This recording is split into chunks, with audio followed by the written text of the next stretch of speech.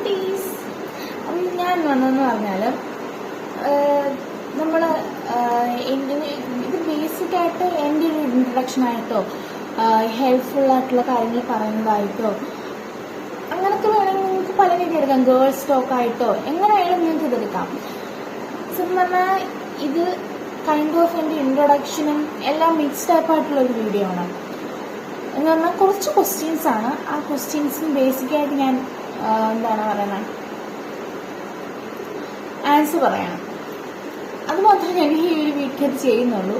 എനിക്ക് തോന്നിയത്, ഹെൽപ്ഫുള്ളായി തോന്നിയത്, അതായത് ഫാഷനബിൾ സ്റ്റൈലിംഗ് മെത്തേഡ്സ്, എൻ്റെ കുറച്ച് പേഴ്സണൽ ഈ ഒരു ഇൻട്രൊഡക്ഷൻ എന്നൊക്കെ പറയുമ്പം സെൽഫ് ആയിട്ട് പറയുകയാണെങ്കിൽ അങ്ങനത്തെ കുറച്ച് ക്വസ്റ്റ്യൻസ്, അങ്ങനെ ഒരു കൈൻഡ് ഓഫ് വീഡിയോ ആണ് ഇന്ന്.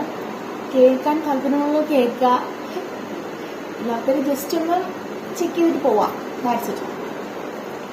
അപ്പോൾ നമുക്ക് നേരെ വീട്ടിലോട്ട് പോവാം.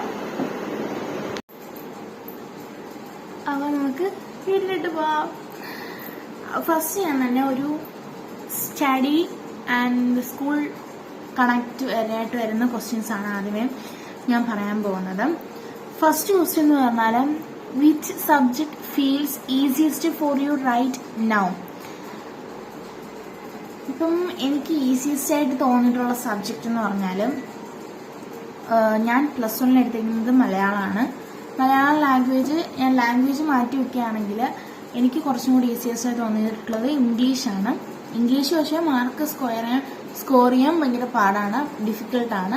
പക്ഷെ എനിക്ക് അതാണ് കുറച്ചും കൂടെ മൈൻഡിൽ എന്താ പറയുക ക്ലിക്കാവുന്ന രീതിയിലുള്ള സബ്ജക്റ്റ് എന്ന് പറഞ്ഞാൽ, പെട്ടെന്ന് പറയുന്നത് മനസ്സിലാവുന്ന ചാപ്റ്റർ എന്ന് പറഞ്ഞാൽ സബ്ജക്റ്റ് എന്ന് പറഞ്ഞാൽ എപ്പോഴും ഓഫ് കോഴ്സ് ഇംഗ്ലീഷ് ആയിരിക്കും.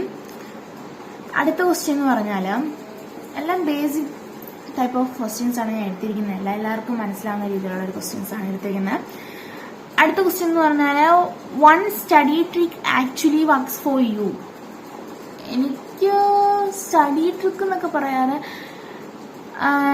ഞാൻ പീരീഡ് ടൈം എന്ന് പറഞ്ഞാൽ ഒരു 1 hour ഞാൻ പഠിക്കുകയാണെങ്കിൽ 10 minutes ഞാൻ ബ്രേക്ക് എടുക്കും. പിന്നെ ഞാൻ ആ 1 hour പഠിക്കുമ്പം വീണ്ടും 10 minutes ബ്രേക്ക് എടുക്കുക. അങ്ങനെ ബ്രേക്ക് എടുത്താണ് പഠിക്കുന്നത്.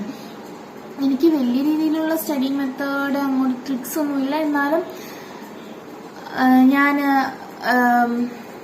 എന്താ പറയാ, പഠിക്കുന്നത് നല്ല ബ്രേക്സ് ഒക്കെ കൊടുത്തിട്ടാണ് പഠിക്കുന്നത്. അങ്ങനെ പഠിച്ചില്ലെങ്കിൽ എനിക്ക് പെട്ടെന്ന് നമുക്ക് എന്തായാലും പെട്ടെന്ന് എല്ലാവർക്കും ഒരു സയന്റിഫിക്കലി പറയുകയാണെങ്കിൽ 30 minutes കൂടുതൽ ഒരു വ്യക്തിക്കും ഒരു സബ്ജക്റ്റ് കോൺസെൻട്രേറ്റ് ചെയ്തിരിക്കാൻ പറ്റില്ല, ഫോക്കസ് ചെയ്തിരിക്കാൻ പറ്റില്ല.